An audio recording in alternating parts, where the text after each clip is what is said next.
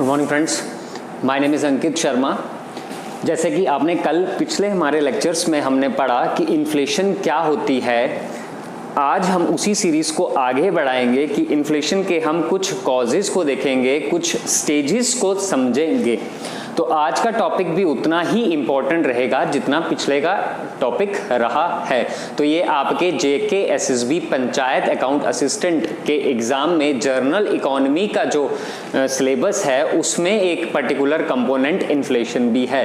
तो इन्फ्लेशन क्या होती है अगर हम समझें, अगर आसान भाषा में बोलें तो महंगाई, मार्केट में चीज़ें महंगी क्यों हो रही हैं? क्योंकि हम लोग ज़्यादा डिमांड कर रहे हैं। हम लोग ज़्यादा डिमांड क्यों कर रहे हैं? क्योंकि हमारे पास पैसा है, और जब अब पैसा होगा तो हम मार्केट में जाकर डिमांड करेंगे और ऑटोमेटिकली चीज़ों के दाम बढ़ जाएंगे। जब सारी चीज़ों के दाम बढ़ना शुरू हो जाते हैं उस केस को हम बोलते हैं inflation. When there is persistent increase in the prices of the goods and services in a country over a period of time is termed as inflation। Inflation को हमने सिंपल भाषा में समझा, महंगाई को हमने समझा कि किस तरह से महंगाई होती है। हमने उसके बहुत सारे कॉजेज भी समझे। जैसे पहला जो कॉज जो हमने देखा वो था demand pull inflation. Demand pull हमने देखा, डिमांड पुल इन्फ्लेशन में हमने देखा कि किस तरह से हम लोग डिमांड ज़्यादा कर रहे हैं, और जब हम ज़्यादा डिमांड करते हैं तो चीज़ों के दाम ऑटोमेटिकली क्या हो जाते हैं, बढ़ जाते हैं। दूसरा आपने देखा कॉस्ट पुश इन्फ्लेशन। कॉस्ट की वजह से हुई इन्फ्लेशन, की कॉस्ट बढ़ गई रॉ मटेरियल्स की, तो हमने देखा कि किस तरह से महंगाई होना शुरू हो गई। ये हमारे पिछले के लेक्चर्स में अवेलेबल है। तीसरा जो है वो इम्पॉर्टेंट है, उसको हम बोलते हैं wage push inflation. Wage push inflation, wages के कारण से बढ़ी हुई इन्फ्लेशन को हम बोलते हैं wage push inflation. Wage push inflation का मतलब क्या है? मान लो ये मार्कर है और इस मार्कर को बनने में इसकी कॉस्ट 15 रुपए है। मान के चलो इस मार्कर की कॉस्ट 15 रुपए है, तो ये कैसे बनी कि इस मार्कर को बनने में रॉ मटेरियल भी यूज हुआ होगा, प्लस वेजेस जो हैं वहां पर दिहाड़ियां मिल रही होंगी फैक्ट्री में, प्लस कंपनी का प्रॉफिट भी तो होगा। कंपनी का प्रॉफिट इक्वल्स टू तब जाकर इसकी बनी एमआरपी। मान लो रॉ मटेरियल की कॉस्ट है 5 रुपए, वेजेस भी 5 रुपए हैं और कंपनी का प्रॉफिट भी 5 रुपए है, तो एमआरपी मार्केट में कितनी हुई? 15 रुपए। अब ये जो वेजर्स हैं इनकी दिहाड़ी बनाने की बात चल रही है, तो दिहाड़ी ठीक है बढ़ा दी जाती है।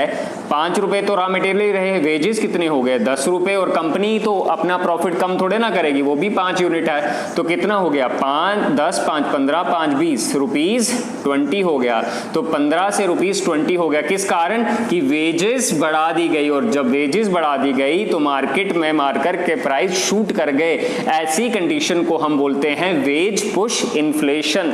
देखो वेजर्स की दिहाड़ी जो होती है वो इंपॉर्टेंट होती है। देखो अभी मान के चलो मार्केट में प्राइस ये चल रहा है और वेजर्स की दिहाड़ी यहाँ है। अब यहां तक पहुंचने के लिए उनको क्या करना पड़ेगा?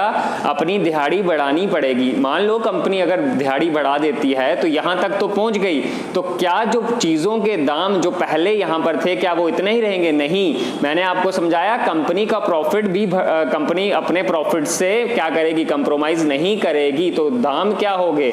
बढ़ गए ना, 15 से 20 हो गया। तो क्या ये वेजर्स दोबारा दिहाड़ी बढ़ाने की मांग करेंगे? नहीं करेंगे।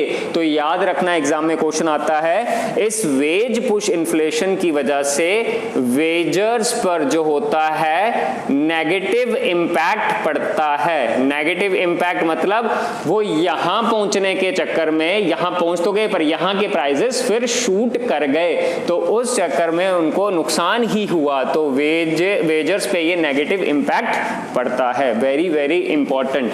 उसके बाद जो इंपॉर्टेंट चीज जो पढ़नी है, आपको याद रखना है कोर इन्फ्लेशन। कोर इन्फ्लेशन क्या होता है, कैसे होता है कोर इन्फ्लेशन? तो याद रखना कोर इन्फ्लेशन हमारे देश में, कोर मतलब बेसिक, कोर मतलब बेसिक, बेसिक हमारे देश में 8 कोर सेक्टर्स हैं। कितने सेक्टर्स हैं? 8 कोर सेक्टर्स हैं। और अगर इनमें से किसी भी कोर सेक्टर में अगर इन्फ्लेशन हो जाती है तो बाकी इकोनॉमी के सेक्टर्स को भी नुकसान पहुंचता है। जैसे पहला हमारा कोर सेक्टर है कोल, फिर दूसरा क्रूड ऑयल, फिर थर्ड नेचुरल गैस, फिर fourth refinery products, fifth steel industry, sixth cement, fertilisers और फिर इलेक्ट्रिसिटी।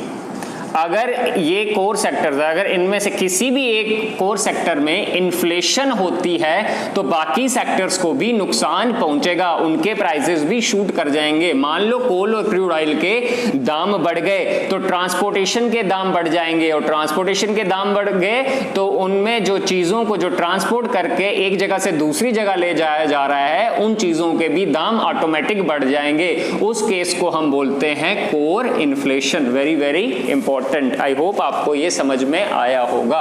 उसके बाद हम पढ़ेंगे रेट ऑफ इन्फ्लेशन क्या होता है। रेट ऑफ इन्फ्लेशन जानना भी बहुत ज्यादा जरूरी है। Rate of inflation, rate of inflation मतलब कि इन्फ्लेशन कितनी बढ़ रही, कितनी घट रही है। रेट का हिंदी में मतलब दर, कितनी दर से इन्फ्लेशन बढ़ रही है या घट रही है। इसका फॉर्मूला है, आपको फॉर्मूला याद रखना है। क्या है? बेस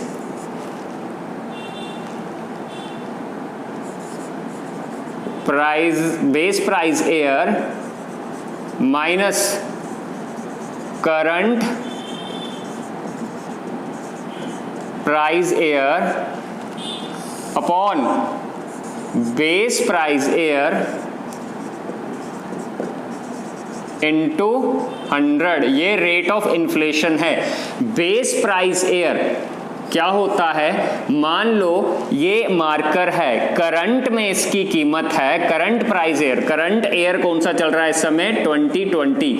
अगर अभी इसकी कीमत मार्कर की 70 रुपए है, बेस हम मान के चल रहे हैं कि जब ये मार्कर इंट्रोड्यूस हुआ था तब इसकी कीमत क्या थी। जब ये मार्कर इंट्रोड्यूस हुआ था, मान लो वो बेस एयर है 2000 का, तब इसकी कीमत थी 50 रुपए। तो बताओ कि कितना रेट ऑफ इन्फ्लेशन हुआ है। तो फॉर्मूला बता दिया मैंने आपको। क्या करेंगे हम फॉर्मूले में?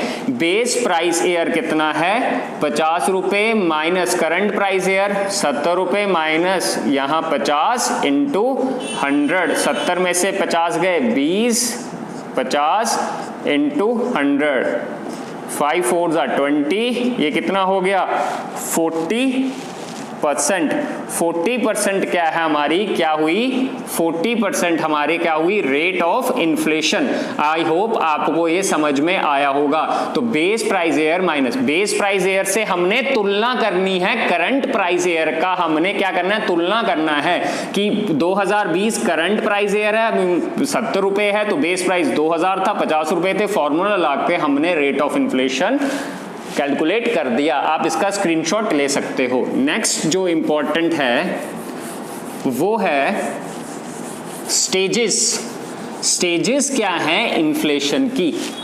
Stages of inflation. स्टेजेस सबसे पहले आती है लो इन्फ्लेशन। लो इन्फ्लेशन क्या होती है? लो इन्फ्लेशन को हम क्रीपिंग इन्फ्लेशन भी कहते हैं। क्या कहते हैं? Creeping inflation. Very good, creeping inflation भी कहते हैं। ये क्या होती है? when there is single digit change in the rate of inflation annually is termed as low inflation, single digit मतलब 0 से 9 सिंगल डिजिट है, अगर इतना परसेंट एनुअली चेंज हो रहा हो तो उसको हम लो इन्फ्लेशन कहते हैं। आप इसका स्क्रीनशॉट ले सकते हो। इसी लो इन्फ्लेशन को हम क्रीपिंग इन्फ्लेशन भी कहते हैं। सिंगल डिजिट चेंज हुआ रेट ऑफ इन्फ्लेशन में एनुअली। तो मैंने रेट ऑफ इन्फ्लेशन का फॉर्मूला भी आपको बता दिया है कैसे कैलकुलेट करते हैं। नेक्स्ट जो है उसको हम बोलते हैं गैलोपिंग इन्फ्लेशन। क्या कहते हैं? Galloping, GALLOPING। गैलोपिंग इन्फ्लेशन क्या होती है? Very important. गैलोपिंग इन्फ्लेशन जब when there is double digit change, double digit change in rate of inflation annually या 2 to 3 digit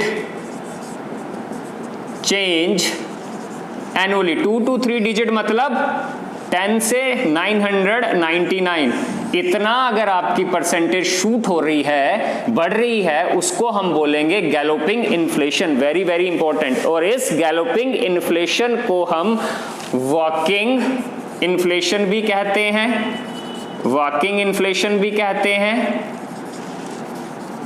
रनिंग इन्फ्लेशन भी कहते हैं और रन अवे इन्फ्लेशन भी कहते हैं।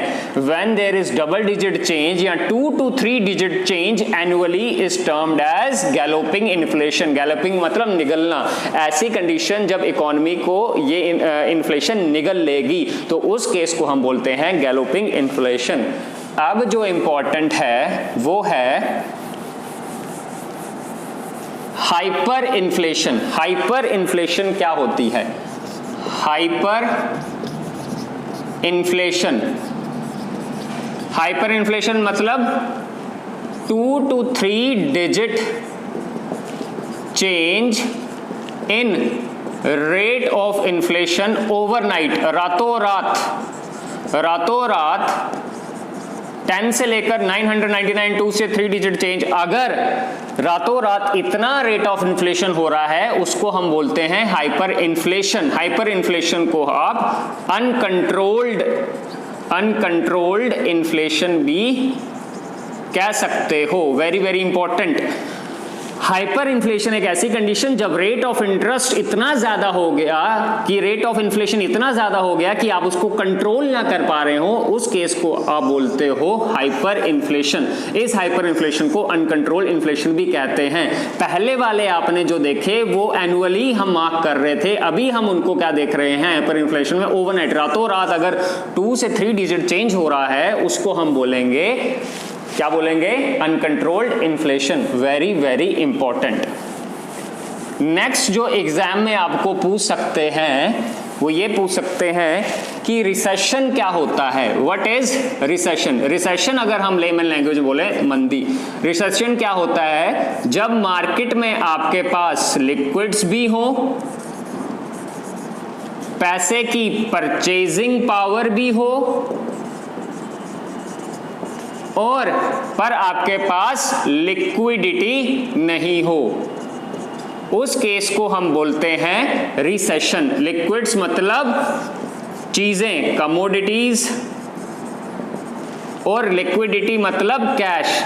जब मार्केट में चीजें भी हो, पैसे की परचेजिंग पावर भी हो, बट पैसा ही ना हो, उसको हम बोलेंगे रिसेशन। रिसेशन एक खराब स्थिति है। जब मार्केट में कैश ही नहीं होगा तो नए ऑर्डर्स नहीं होंगे, नए ऑर्डर्स नहीं होंगे तो प्रोडक्शन नहीं होगी, नई प्रोडक्शन नहीं होगी तो अनएम्प्लॉयमेंट बढ़ेगा, और अनएम्प्लॉयमेंट बढ़ेगा तो लोग सस्ती दारू पिएंगे और अपने बच्चों को मारेंगे।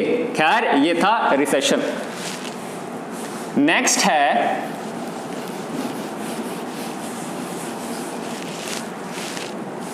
स्टैगफ्लेशन। जब किसी भी देश में इन्फ्लेशन भी हो प्लस रिसेशन भी हो प्लस अनएम्प्लॉयमेंट भी हो, उस केस को हम बोलते हैं स्टैगफ्लेशन, इन्फ्लेशन भी हो रही है, रिसेशन भी हो रही है और अनएम्प्लॉयमेंट भी हो रही है। ये कुछ ऐसी चीजें हैं जो एग्जामिनर पूछ सकता है। आने वाले लेक्चर्स में हम इन्फ्लेशन के बारे में और जानेंगे। जय हिंद, जय भारत।